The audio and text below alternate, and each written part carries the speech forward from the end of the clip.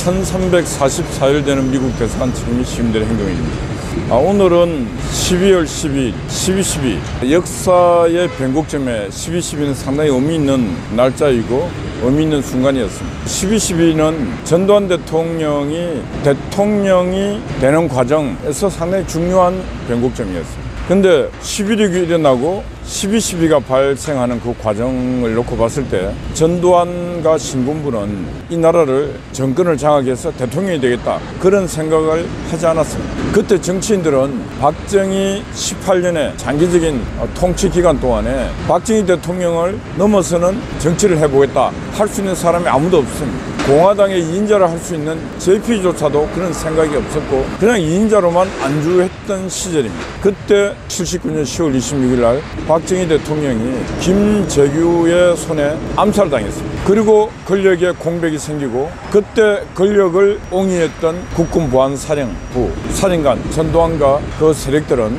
권력의 공백을 어떻게 최소화시키고 혼란을 어떻게 수습할 것인가 그것밖에 없습니다. 그래서 권력의 그 공백을 메워주십사 하고 JP에게 여러 가지를 청원했는데 JP는 그 권력의 혼란을 수습할 만한 그런 강단이 없습니다. 그러다 보니까 어떻게 되든 간에 12.6 박정희 대통령의 암살, 김재규와 동행했던 정성화, 그리고 정성화와 함께하고 있는 국군부, 이 세력들의 그 군사적 힘, 이걸 억제시키지 않으면 안 되었고, 그리고 박정희 대통령의 시해 사건에 대한 배후를 찾아야 됐습니다. 그 일련의 과정에서 일어난 게 12.12고, 그 12.12, 그날은 신군부가 모든 걸 정리하는 순간이었습니다. 그런데 그게 훗날에 12.12가 군사 반란이었다. 이래갖고 전두환, 노태우 모든 신군부 세력에게 족쇄를 채우면서 국립묘지에도 안장할 수 없게끔 만들었고, 그 결과 오늘 전두환 대통령이 죽어서도 땅에 묻히지 못할 상황으로 만들어버린 게 바로 12.12 군사 반란입니다.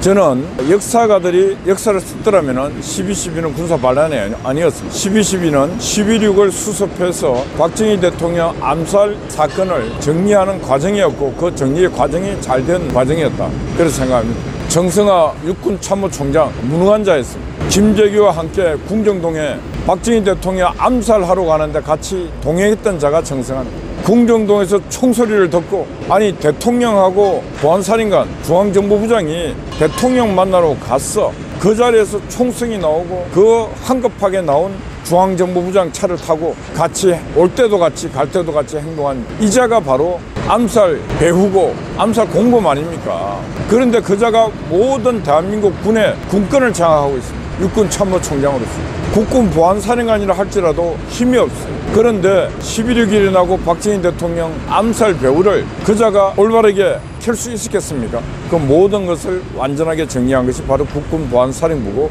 그 모든 걸 지휘한 사람이 전두환 보안사령관이었어요. 그런데 그게 세월이 흐른 훗날에 군사 반란이 됐어요. 이건 정치적인 판결이었고 정치적 기록이었습니다. 누가 썼는가? 김영삼이. 김영삼은 진짜 무지하고 무식한 자입니다. 전두환 노태우로부터 권력을 넘겨받은 자가 전두환 노태우를 숙청하는 제거하는 일에 앞장섰는 정치적 배신자입니다. 그런 자가 바로 지금 국민의힘당 전신을 맡아서 있으니까 당이 저렇게 정신없는 미친 정당이 되어 있고 이념이 없는 정당이 되어 있는 것입니다. 12.12는 12.6을 밝히는 당연한 일이었고 그 결론적 일이었다. 저는 그런 말씀드리고 12.12는 정치가 빠지면은 역사는 올바르게 기록될 것이다. 그렇게 말씀드립니다. 만약에 국군부가 그대로 권력을 잡아갔더라면 대한민국은 전쟁이 일어나더라도 북한과의 전쟁을 수행할 수 있는 그런 능력 자체가 없는 자들의 집합수가 바로 그 정성화를 비롯한 국군부 세력들이었다. 그런 말씀드립니다. 비거나 하나의 일례만 들어도 12.12 오늘이 12.12잖아요. 추운 겨울이었습니다. 요 수도방위사령부가 요 필동에 있습니다. 보안사령부가 바로 옆에 있습니다. 필동에서 구보를 하더라도 필동은 어디냐? 그 헌병대가 있습니다. 구보를 해서 뛰어서 장토한 수방사령관의 명령만 내려도 요 보안사는 병력이 없어요. 보안사 요원들 다 잡아갈 수도 있어요. 12.12 그 추운 겨울밤 장토하는 술 한잔 쳐 드시고 와서 바리케이터 45도 치고 명령도 내리지 못하고 있다가 바로 부하들 손에 잡혔습니다. 그런 자들이 바로 국군부 세력이었고 박정희 대통령을 암살했던 두목의 동조자들이었다. 저는 그렇게 결론 내립니다. 저 옛날에 20년 전, 30년 전 그렇게 글을 썼습니다. 정치 배신자 김영삼의 영혼과 뿌리가 국민의힘당에 있으니까 국민의힘당이 정신이 제정신이 아니다. 그런 생각도 듭니다. 국민의힘당에 여러 가지 변동수가 생겼습니다. 인류한 혁신위가 11일 만에 쫑을 쳤습니다. 혁신위가 50% 성공했다고 말을 하고 있지만 혁신위는 실패했고 실패하게 만든 자들이 바로 국민의힘당 안에 있는 김기현을 비롯한 기득권 세력들이었습니다. 그런데 또 한 가지 반가운 소식은 장제원이가 이제 불출마 선언하겠다는 쪽으로 가닥을 잡고 있습니다. 장제원의 그런 가닥이 기득권 세력들에게 얼마나 영향을 줄지는 모르겠지만은 그래도 이 시대에 하나도 뭘 내려놓지 않는 놈들 거듭한데 그래도 자신이 갖고 있는 마지막 한 가지를 내려놓는다. 장제원이가 그랬습니다. 박수를 보냅니다.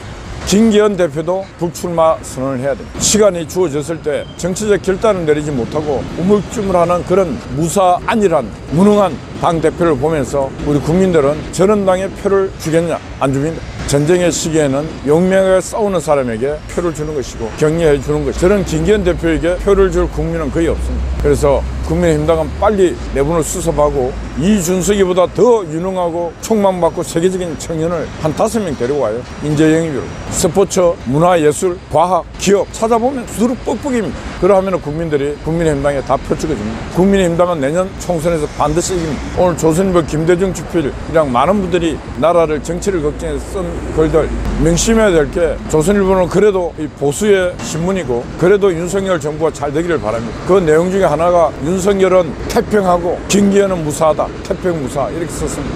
윤석열 정부에 대해서 그렇게 비판한 것은 바로 인사무능, 너무 잦은 외유 뭐 이런 걸 들었는데 이제 네덜란드 갔다 오시고 바로 모든 외유는 중단해야 됩니다.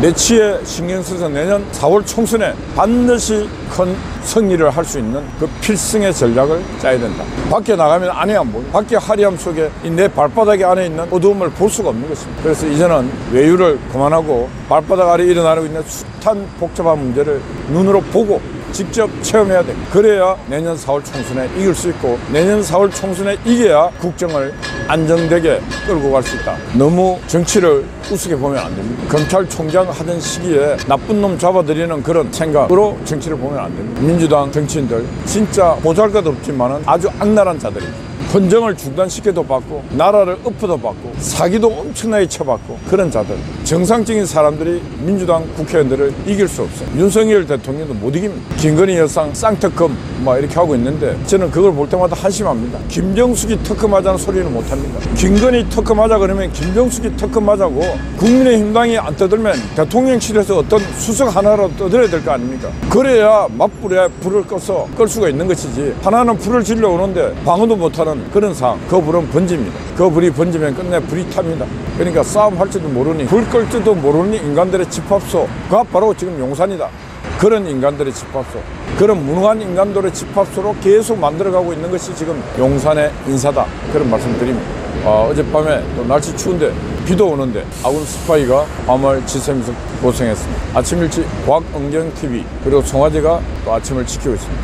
여러분 화이팅입니다. 감사합니다.